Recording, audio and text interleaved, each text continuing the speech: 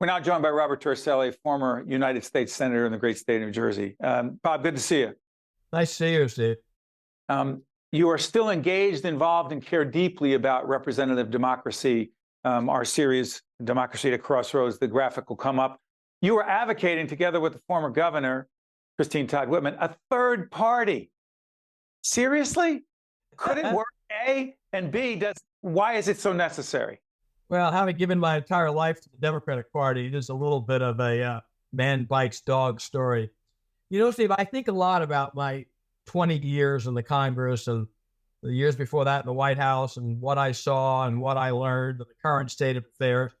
And it's led me to a few strongly held beliefs. One, that despite the rancor in American politics, the debate is awfully stale. There are ideas expressed, but very few new ideas, very few new points of opinion, and no new interests. It's the same interests with the same arguments back and forth. And one way that you deal with that is if it may be a third party, if not a third party, fusion voting. And what does that mean? Well, there are times, believe it or not, against all evidence, that the Republicans can have the best candidate. It can happen. And I would like to be able to vote for that person without voting for a Republican, as there are people who would vote for a good Democratic candidate without necessarily voting for the party. The best example of this in our lifetime, of course, is John Lindsay. We had both parties in New York City stale. New York City was in crisis. Most New Yorkers were not going to vote for a Republican for mayor. Which Lindsay was, but he was also, was he a part of the Liberal Party? He's a Liberal Party. So New York is a good guide on this. And it's one of the reasons why I think New York politics has been more vibrant, sometimes more ideological, and easier for new forces to break in. Now, it's worked both ways. John Lindsay became mayor of New York because the Democratic Party had gotten stale, really should have lost the election. But as I say, people weren't going to vote for a Republican. The opposite happened when Buckley became U.S. Senator for New York on the conservative line. The party was changing. The Reagan Revolution was starting. So a lot of Republicans did not want to vote for the Rockefeller Republican Party in New York. They were conservative. They're part of the new Reagan Revolution, and they voted for Buckley. All I'm suggesting in this is that mixing this up more, getting more points of view involved, I think is healthy for everybody. But Bob, you understand politics better than virtually anyone I know. To what degree would the Democratic and Republican Party and those who are in elective positions from those two parties be in favor of that? How would that even happen? Well, it kind of depends where you are in the party. For example, where I now live in Hunterdon County, my Bergen roots now behind me, in the big race last year between Tom Kean and Malinowski, you simply couldn't get enough independents in Hunterdon County to vote for Malinowski. They would not pull a Democratic left.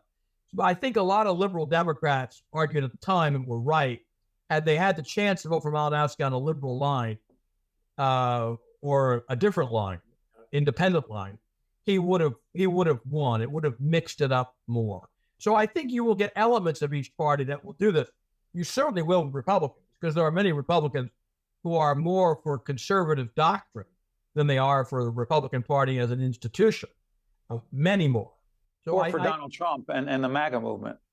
And now you've got that. You've got many principled Republicans who simply will not vote for Donald Trump, but would like to vote on a conservative line. I don't, in a democracy, I think by and large, options help and in getting more people and more points of view. Bob, I've heard Governor Whitman say this, and I think you're in the same place on this. First of all, is there a name of the party? Well, the people are different parties. I mean, they're already a workers' party in New Jersey, a People's Workers' Party. There has been an independent party, some have formed. I'm not part of that. I am and will always be a Democrat. But I think you would see if this were to open up that you could run on multiple lines, you undoubtedly would say the Workers' Party and see a liberal and a conservative party.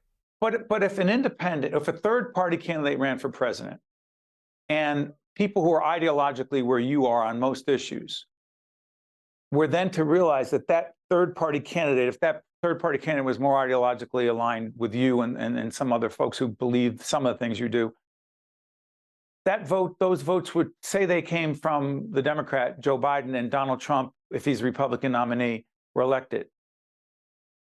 But if you have fusion voting, go ahead. I could vote for the Liberal Party in New Jersey, which can be committed to the same electors or the same candidate as the Democratic Party. The best example of this would be the Republican Party. If somebody wants to vote Republican but doesn't want to vote for Donald Trump, they could vote for someone else who is claiming both lines. It's the John Lindsay case all over again. I can vote for a liberal. I don't have to vote for a Republican, but I want John Lindsay. Do you see this happening, Bob, before the next presidential election? No, but I think we do get there, which kind of leads me to, I said there were two things I've been thinking about. Right. One is related, but different. You should do this because you were in public office too. A lot of people sit back and think— one term in the legislature doesn't even count, but go ahead. Yeah. So a lot of people sit back and think about all the good things they did. Okay? I spend more time thinking about the mistakes I made. What were my bad votes? And I've noticed something about every bad vote I cast. Contrary to public belief, it's where there was consensus, not opposition. People think the principal problem in American politics today is that no one can get along, there's no bipartisanship. Well, that is a problem. Make no mistake about it, it's a problem. But so is stampeding, where both parties align. Think about in our lifetime the worst policies of the United States government. Vietnam, initially bipartisan. Far and away, the second Gulf War was a bipartisan disaster. The Patriot Act, and I could go through 6 or 7 of these that I was a part of. I'd give my eye teeth to get those votes back. But at the time, it was everybody.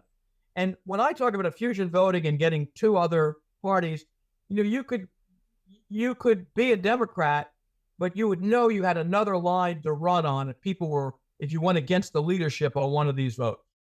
Mm-hmm. Bob Torricelli, giving us an awful lot to think about and staying engaged and involved, making a difference. Former Senator, United States Senator Bob Torricelli. Bob, thank you so much for joining us. We'll make sure we continue the conversation. All the best. I'm Steve Adubato. That is Bob Torricelli. We'll see you next time. State of Affairs with Steve Adubato is a production of the Caucus Educational Corporation.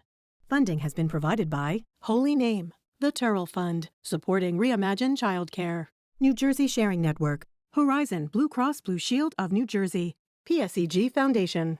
Operating Engineers, Local 825, New Brunswick Development Corporation, the New Jersey Economic Development Authority, NJM Insurance Group, and by these public-spirited organizations, individuals, and associations committed to informing New Jersey citizens about the important issues facing the Garden State, and by Employers Association of New Jersey.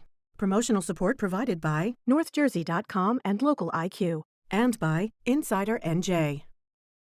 I am alive today thanks to my kidney donor. I am traveling and more active than ever before. I'm alive today thanks to my heart donor.